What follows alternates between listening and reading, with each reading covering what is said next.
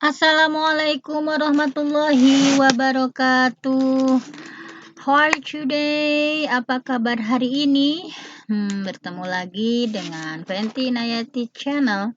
Dalam kesempatan kali ini, izinkan saya, Fenty Nayati, untuk berbagi dengan siswa-siswi hebat, mahasiswa-mahasiswi hebat, juga masyarakat seluruhnya. Pada kesempatan kali ini saya akan berbagi tentang penilaian.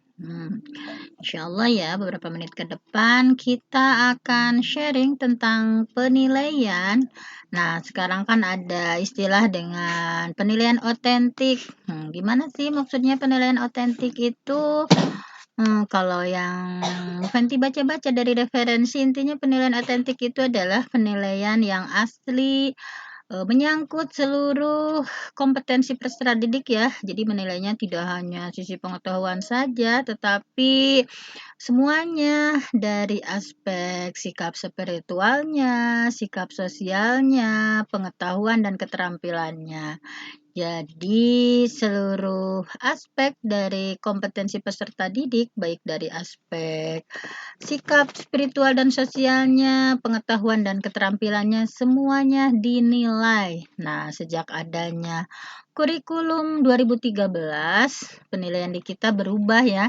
Yang sebelumnya mungkin kalau di KTSP kita lebih fokus pada penilaian pengetahuan atau keterampilan.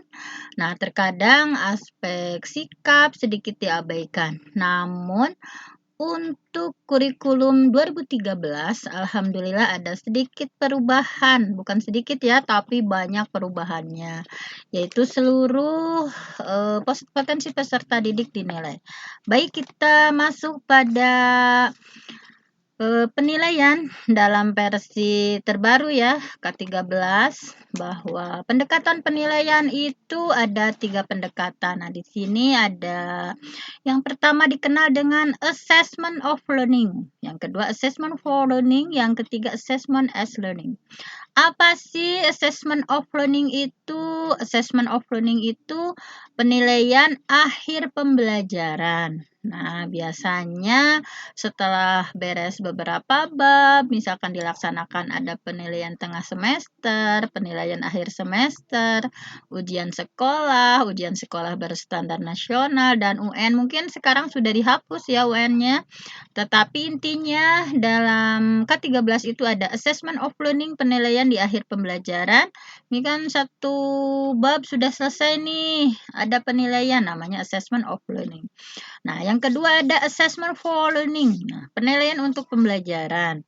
Jadi, maksudnya ini selama pembelajaran berlangsung. Misalnya kita ya di kelas ketika KBM berlangsung, suka tes lisan dulu nih, barangkali murid-murid kita pemahamannya sudah sampai mana. Misalkan ketika kita sudah menjelaskan tentang apa sih fotosintesis itu, kemudian kita tanya misalkan ke anak sambil pembelajaran berlangsung. Nah, itu namanya assessment for learning.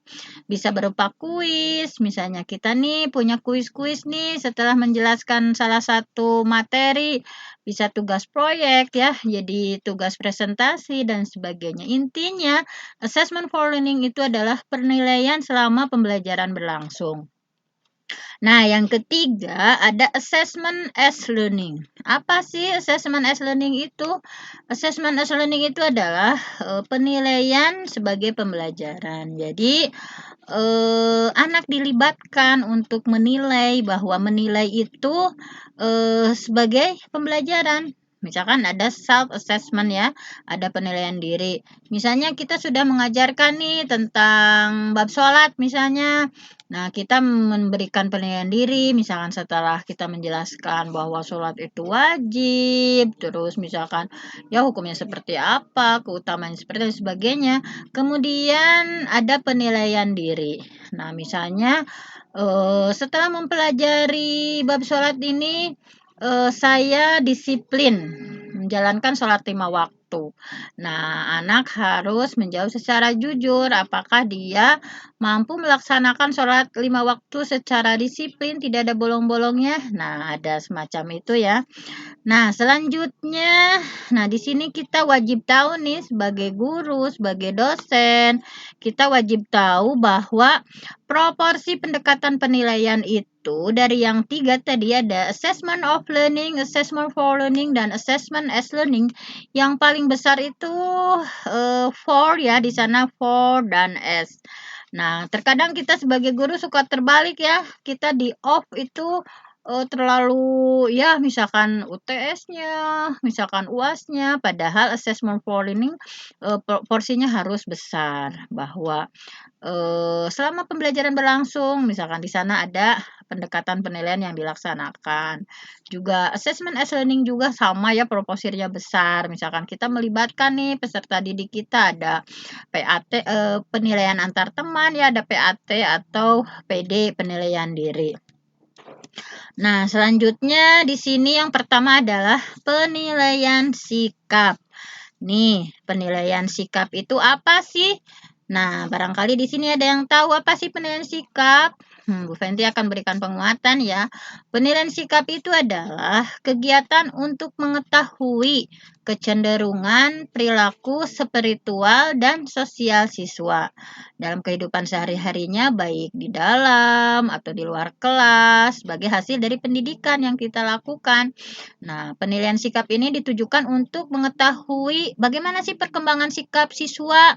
Kita fasilitasi nih tumbuhnya perilaku siswa ya sesuai dengan butir-butir nilai sikap siswa dalam KD dari KI 1 dan KI 2. Nah, jadi sikap spiritualnya seperti apa? Misalkan apakah anak berdoa dulu atau tidak, misalkan atau bersyukur atau tidak, misalkan kalau sikap sosialnya apakah anak mampu bekerja sama atau tidak, misalkan apakah anak bisa berkolaborasi atau tidak dan sebagainya. Nah, prosedur penilaian sikap. Nah, penilaian aspek sikap dilakukan melalui tahapan-tahapan. Yang pertama, kita sebagai guru atau sebagai dosen mengamati perilaku peserta didik selama pembelajaran.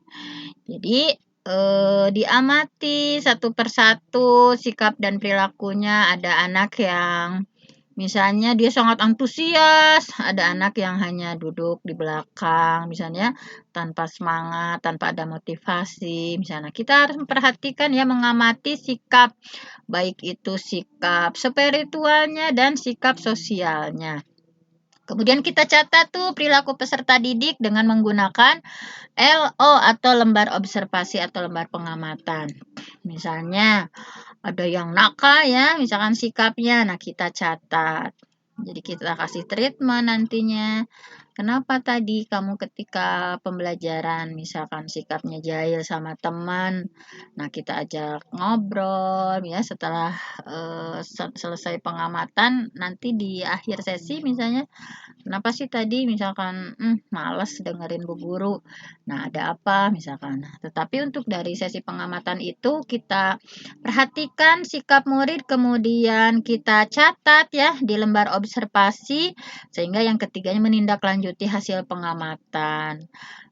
Yang selanjutnya adalah mendeskripsikan perilaku peserta didik. Misalkan perilaku Ardan, misalnya ada peserta namanya Ardan ya, murid kita, misalkan perilakunya seperti apa, sangat antusias dalam belajar, misalkan disiplin, misalkan membantu temannya ketika temannya mengalami kesulitan dan sebagainya. Nah, teknik penilaian sikap itu ada 2 ya. Yang pertama, yang utama, yang kedua adalah penunjang.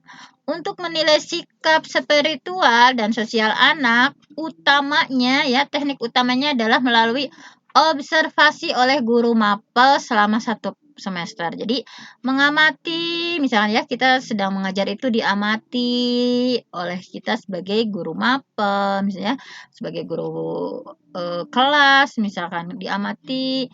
Nah, ini dilaksanakan selama proses atau jam pembelajaran ataupun di luar jam pembelajaran. Baik itu kalau di sini dicontohkan ya, mapel PAIBP, mapel PKN. Nah, sama ya guru kelas juga harus mengamati misalkan, selama 1 semester itu sikap anak itu seperti apa selama proses pembelajaran. Nah, selain utama juga, observasi oleh wali kelas atau guru BK selama 1 semester. Nah, kalau ini dilaksanakan di luar jam pembelajaran, baik secara berlangsung maupun berdasarkan informasi yang valid. Misalkan ada yang lapor, "Bu, si anu tadi nih di pengkolan melakukan seperti ini." Nah, kita ya, dengan tentunya, orang yang melapornya yang bisa dipercaya. Yang selanjutnya adalah untuk penilaian sikap ada penunjang. Nah ini penilaian antar teman dan penilaian diri itu sebagai penunjang, bukan yang pokok ya. Kalau yang pokoknya tadi pengamatan, melalui pengamatan baik oleh guru kelas, oleh guru mapel gitu, ataupun guru BK melalui laporan dari yang lain langsung atau tidak langsung. Nah untuk penunjangnya ada PAT atau penilaian antar teman dan penilaian diri.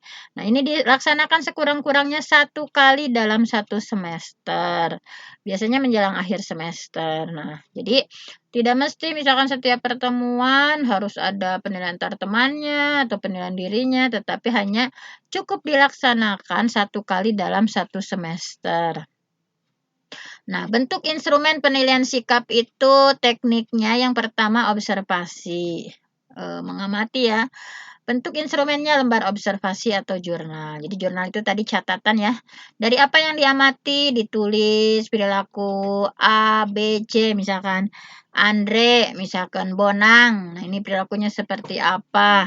Nah, kemudian tekniknya selain dari mengamati perilaku siswa juga dari penilaian diri. Bisa dengan bentuk instrumennya daftar cek ya, tinggal checklist misalkan. Saya melaksanakan, sholat 5 waktu dengan tepat misalkan, atau dan lain sebagainya atau dengan skala Likert. Juga PAT, penilaian antar teman juga. Misalkan, Anjali nih misalkan mengamati atau menilai temannya misalkan, Anjali mengamati Afkari misalkan, apakah Afkari, setelah mempelajari suatu KD misalkan sikapnya seperti apa, misalkan, dia berbohong misalkan, apakah Afkari berbohong misalkan, ya sering, kadang-kadang dan sebagainya. Ini bisa dilakukan ya dengan teman karena teman, dekat itu lebih tahu misalkan dengan sikap sehari-hari yang biasa dilakukan oleh temannya sendiri. Untuk penilaian pengetahuan, nah siapa sih pengertian dari penilaian pengetahuan? Nah, penilaian pengetahuan itu adalah penilaian dilakukan untuk mengetahui penguasaan siswa yang meliputi pengetahuan faktualnya, konseptual, prosedural, serta kecakapan berpikir tingkat rendah maupun tinggi atau dikenal dengan LOT dan HOTS. Low order thinking skill atau high order thinking skill. Nah, penilaian pengetahuan itu dilakukan dengan berbagai teknik penilaian ya. Nah, guru bisa memilih nih teknik penilaian yang sesuai dengan karakteristik kompetensi yang akan dinilai. Penilaian dimulai dengan perencanaan yang dilakukan pada saat menyusun RPP atau rencana pelaksanaan pembelajaran. Nah, di sini sudah itu kan ya ada formatnya. Teknik dan bentuk instrumen pengetahuan. Nih, misalkan tekniknya. Untuk pengetahuan di sini ada 3 teknik. Nah, yang pertama itu tes tertulis, yang kedua tes lisan, yang ketiga penugasan. Jadi kita sebagai guru ataupun sebagai dosen untuk menilai pengetahuan peserta didik bisa dengan cara tes tulis, bisa dengan lisan, bisa juga menugaskan. Misalnya bentuk instrumennya, kalau tes tulis, true false, bisa benar salah, bisa menjodohkan, bisa pilihan ganda, atau melengkapi, atau uraian. Nah, apa sih tujuannya? Untuk mengetahui penguasaan pengetahuan peserta didik untuk perbaikan proses pembelajaran dan atau pengambilan nilai.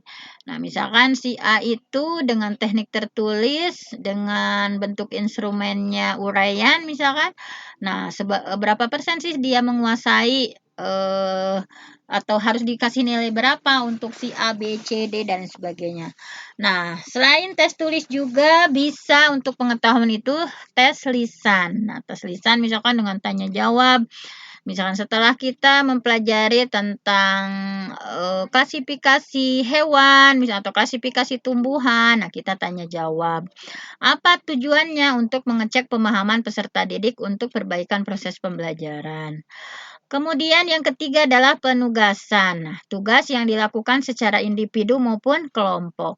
Apa sih tujuannya? Untuk memfasilitasi penguasaan pengetahuan bila diberikan selama proses pembelajaran atau mengetahui penguasaan pengetahuan. Nah, ini bila diberikan pada akhir pembelajaran. Jadi, kalau diberikannya ketika proses pembelajaran berlangsung, maka ini adalah untuk memfasilitasi penguasaan pengetahuan. Kalau di akhir, nah ini untuk mengetahui. Nah, kalau ini untuk mengetahui penguasaan pengetahuan. Prosedurnya seperti apa nih kalau kita ingin menilai aspek pengetahuan? Nah, prosedurnya ada 5 ya. Yang pertama menyusun perencanaan penilaian dulu. Yang kedua mengembangkan instrumen penilaian, kemudian melaksanakan penilaian, kemudian memanfaatkan hasil penilaian, dan terakhir tentunya melaporkan hasil penilaian dalam bentuk angka dengan skala 0 sampai 100 disertai deskripsinya. Nah, yang terakhir adalah penilaian keterampilan. Nah, apa sih penilaian keterampilan itu? Nah, penilaian keterampilan itu adalah penilaian yang dilakukan untuk mengetahui kemampuan siswa dalam menerapkan pengetahuan untuk melakukan tugas tertentu di dalam berbagai macam konteks sesuai dengan indikator pencapaian kompetensi. Penilaian keterampilan bisa dilakukan dengan berbagai teknik, antara lain dengan kinerja, dengan proyek, dengan penilaian portofolio. Nah, teknik penilaian keterampilan juga yang digunakan atau dipilih sesuai dengan karakteristik KD pada KI 4 tentunya ya. Kalau KI 1 kan spiritual, KI 2 sosial, KI 3 pengetahuan. Nah, KI 4 tentunya keterampilan. Nah, ini teknik penilaian keterampilan nih, banyak ya tekniknya. Kalau tadi di sikap tekniknya yang paling pokok adalah pengamatan atau observasi. Nah, kalau ini di teknik penilaian keterampilan, di sini ada 4. Nih, ada 4 teknik penilaian keterampilan. Yang pertama adalah praktek. Yang pertama praktek, yang kedua produk, yang ketiga proyek, yang keempat portofolio. Nah, praktek itu untuk menilai atau untuk mengukur capaian pembelajaran yang berupa keterampilan proses. Misalnya kita sudah mengajarkan tentang wudhu, misalkan. Nah, ini gimana nih keterampilan prosesnya? Nah, silakan praktek ya. Apakah kalian sudah benar atau belum wudhunya? Nah, ini praktek. Nah, kita lihat ya. Oh, anak-anak mempraktekkan wudhu. Apakah sesuai syarat rukunnya atau belum? Kalau produk itu mengukur capaian pembelajaran yang berupa keterampilan dalam membuat produk-produk teknologi dan seni. Nah, misalnya kita ya di matematik, misalkan bikin nih, hari ini anak-anak kita bikin tentang bangun ruang ya. Ada segitiga, segi empat, misalkan ada trapesium, kita bikin produknya nih, misalkan. Setelah diterangkan ya, untuk menilai keterampilan anak-anak nih, apakah anak sudah terampil belum bikin segitiga, atau bikin segi empat, atau bikin trapesium, atau jajaran genjang, dan lain sebagainya. Intinya yang bersifat produk, ada yang dihasilkan. Kemudian kalau proyek itu untuk mengukur kemampuan peserta didik mengaplikasikan pengetahuannya melalui penyelesaian suatu tugas proyek dalam waktu tertentu. Nah, kalau proyek itu mungkin yang agak panjang ya, misalkan anak-anak untuk minggu ini kita akan buat suatu proyek ya. Kita bikin misalkan tentang memvideo misalkan kegiatan anak-anak dalam olahraga misalnya, atau pelajaran apa ya, misalkan IPS misalnya praktek jual beli nih yang benar seperti apa, misalkan dibikin proyeknya. Anak-anak minggu sekarang kita akan bikin ya proyeknya tentang jual beli, silahkan kalian video misalkan bagaimana nih teknik jual beli yang benar seperti apa, divideokan sama anak-anak misalnya, sehingga ada yang dihasilkan. Biasanya lebih itu ya, misalkan kayak project bikin, anak-anak kita bikin yuk video tutorial jenazah, atau kita bikin yuk video tutorial wudhu, kita bikin yuk video tutorial sholat, atau kita bikin video tutorial tentang terjadinya proses terjadinya atau berkembangnya suatu binatang dan sebagainya. Yang keempat, dari teknik menilai keterampilan itu bisa dilakukan dengan portofolio. Nah, portofolio itu apa sih? Nah, ini sampel karya peserta didik terbaik dari KD pada KI 4 untuk melengkapi deskripsi capaian kompetensi keterampilan dalam semester. Jadi, karya peserta didik yang terbaik, nah itu ya diportofoliokan. Nah, bagus. Nah, kemudian prosedurnya seperti apa sih untuk menilai keterampilan itu? Nah, prosedurnya ada tahapan-tahapannya ya. Yang pertama seperti biasa menyusun perencanaan penilaian. Kemudian yang kedua mengembangkan instrumen penilaian. Yang ketiga adalah melaksanakan plannya itu sendiri. Yang keempat memanfaatkan hasil penilaian. Dan yang kelima melaporkan hasil penilaian, tentunya masih dalam angka 0 sampai 100 dan deskripsinya. Nah, sekarang kita akan mengenal KKM nih. Apa sih KKM itu? Kriteria ketuntasan minimal itu apa sih? Nah, KKM itu adalah kriteria ketuntasan belajar yang ditentukan oleh satuan pendidikan dengan mengacu pada standar kompetensi lulusan, mempertimbangkan karakteristik peserta didik, mempertimbangkan karakteristik mata pelajarannya, mempertimbangkan kondisi satuan pendidikannya. Nah, misalkan kan karakter peserta didik kan berbeda-beda ya tiap kelas. Misalkan kelas 7A nih atau kelas 6A nih karakteristiknya misalkan seperti ini. Misalkan anaknya semangat-semangat, disiplin-disiplin, ya tentunya intake-nya akan bagus. Juga karakteristik mata pelajarannya nih, misalnya kalau matematika nih misalkan ini sulit, gampang, mudah, atau ini faktual, konseptual, prosedural, sehingga apakah kita akan memberikan KKM-nya tinggi, sedang, atau rendah. Juga kondisi satuan pendidikan akan sangat berbeda ya dengan yang di desa dan dengan yang di kota. Misalkan SMP 1 Garut dengan kondisi satuan pendidikannya yang sarana prasarannya lengkap, misalkan buku sumbernya lengkap, SDM-nya bagus, misalkan itu juga akan sangat berbeda dengan kondisi di suatu sekolah, misalkan di desa yang SDM-nya terbatas, misalkan sumber juga misalkan kurang, nah itu akan mempengaruhi. Nah, satuan pendidikan harus merumuskannya secara bersama antara kepala sekolah, pendidik, dan tendik lainnya. Selanjutnya, nah di sini. Aspek apa sih yang dianalisis dalam menentukan KKM?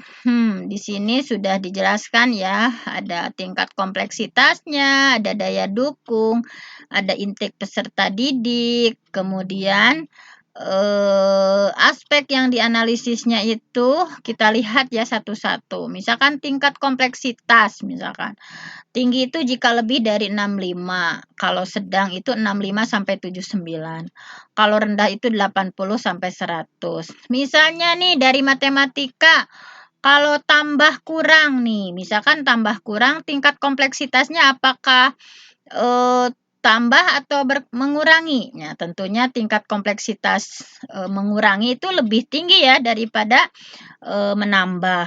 Nah, sehingga kita akan menentukan nih kalau tambah misalkan ya, kalau tambah itu nah di sini nilainya karena tingkat kompleksitasnya rendah, misalnya pertambahan itu misalkan sehingga skornya dari 80 sampai 100. Terus kalau perkalian nih, tingkat kompleksitasnya sudah lebih tinggi. Nah, otomatis kita akan memberikan skor tinggi ya tingkat kompleksitasnya, misalkan 65. Nah, kalau daya dukung misalnya ketika kita mengajarkan IPA nih, apakah ketika kita mengajarkan organ tubuh misalkan, apakah sarana prasarananya ada enggak misalkan. Kalau sarana prasarananya enggak ada misalkan, kita hanya mengandalkan dari buku paket kemudian kita gambar misalnya, sarana prasarannya kurang menunjang otomatis, daya dukungnya rendah misalkan, otomatis, nilainya juga rendah. Tapi kalau daya dukungnya tinggi misalnya kita mau ngajarkan nih organ tubuh, medianya ada, misalkan infokusnya ada, buku sumbernya ada, sehingga daya dukungnya tinggi, sehingga kita kasih skor 80 sampai 100. Atau sedang nih misalnya hanya ada media-media yang sedang, yang pokok yang ada, misalkan sedang, kita kasih skornya di sini. Kalau intake peserta didik, nah ini kita lihat ya, kalau intake-nya itu apakah bisa dilakukan dengan pretest, misalnya anak-anak nih, Bu Guru mau mengajarkan tentang KDA misalkan. Nah, kita pretest dulu, kita rata-ratakan apakah kemampuan intake peserta didik di kelas tersebut berapa rata-ratanya. Biasanya kalau itu ya, kalau ke kelas 6 nih, misalkan kita menentukan dari kelas 5-nya, kira-kira rata-ratanya seperti apa untuk kelas itu. Misalkan bisa diambil dari berbagai aspek ya. Nah, itu. Atau di sini kriterianya bisa dengan tinggi itu dengan angka 1, sedang angka 2, rendah angka 3. Bisa ya, bisa dengan 0 sampai 100, 65 sampai 100 atau dengan 1, 2, 3. Nanti hasilnya pun akan sama ya. Nah, untuk model KKM itu untuk di K13 ada 2 ya. Ada lebih dari 1 KKM atau multi ya, multi. Jadi berdasarkan mata pelajaran atau rumpun mata pelajaran dijumlahkan, ada di suatu sekolah misalkan dijumlahkan, dirata-ratakan bisa, atau diambil yang terendah nih KKM-nya mapel apa, atau yang tertinggi nih KKM-nya mapel apa, misalkan. Kalau ini kan lebih dari 1 KKM itu kalau multi macam-macam ya. Misalnya kalau guru agama nih ngasih KKM-nya sekian, misalnya 75. Nih guru tematik misalkan matematika, ngasihnya karena sulit misalnya udah dihitung misalkan jatuhnya 65. Nah, ini berbeda-beda, atau juga berdasarkan rumpun mata pelajaran. Nah, sekarang untuk K13 ada boleh ya 1 KKM atau mono. Satuan pendidikan dapat memilih salah satu dari model penetapan KKM tersebut. Jadi, boleh multi, setiap mapel mengajukan KKM-nya atau dari seluruh mapel itu mengajukan kemudian diambil dirata-ratakan boleh, atau diambil tertinggi atau terendah dari suatu mapel. Nah, itu tergantung kebijakan atau musyawarah suatu satuan pendidikan. Nah, ini contoh interval nilai dan predikatnya untuk KKM yang 75. Ini bisa dilihat. Seperti ini ya. Misalkan lebih dari misalkan KKM-nya 75, otomatis predikatnya D kurang. Kalau intervalnya ya, kalau anak dengan KKM 75 itu misalkan ini nilainya dia 75 sampai 83. Walaupun 83 itu masih cukup ya. Terlihatnya misalnya 83 tinggi padahal karena KKM-nya 75 jadi cukup misalkan. Nah, 92 itu masih dalam kategori B, baik misalkan. Nah, kalau anak-anak ingin sangat baik berarti nilainya harus 92 ke atas. Nah, itu seperti itu ya. Interval nilai dan predikat untuk kalau ini 60 nih, kalau KM 60 misalnya 60D kurang. Kalau anak 73 nih nilainya itu cukup. Nah, 87 itu sudah masuk baik ya, 87. Kalau lebih dari 87 anak sudah kategori sangat baik karena KKM-nya 60. Nah, jadi harus orang tua ataupun kita sebagai guru harus melihat apakah nilai 83 itu baik atau bukan tidak. Nah, itu tergantung dari KKM-nya. Kalau di sini kan kalau 75, 83 itu masih kategori cukup ya. Kalau di sini misalkan sudah kategori baik karena KKM-nya hanya 60. Jadi ketika melihat rapot itu bukan hanya nilai angkanya saja ya, tetapi dibandingkan dengan KKM-nya. Apakah KKM-nya 60 atau 75 atau berapa? Nah itu masuknya kategori kurangkah, cukupkah, baikkah, atau sangat baik, dan sebagainya. Nah, mungkin hanya itu saja untuk sharing kali ini. Mudah-mudahan ada manfaatnya. Saya tutup dengan wassalamualaikum warahmatullahi wabarakatuh.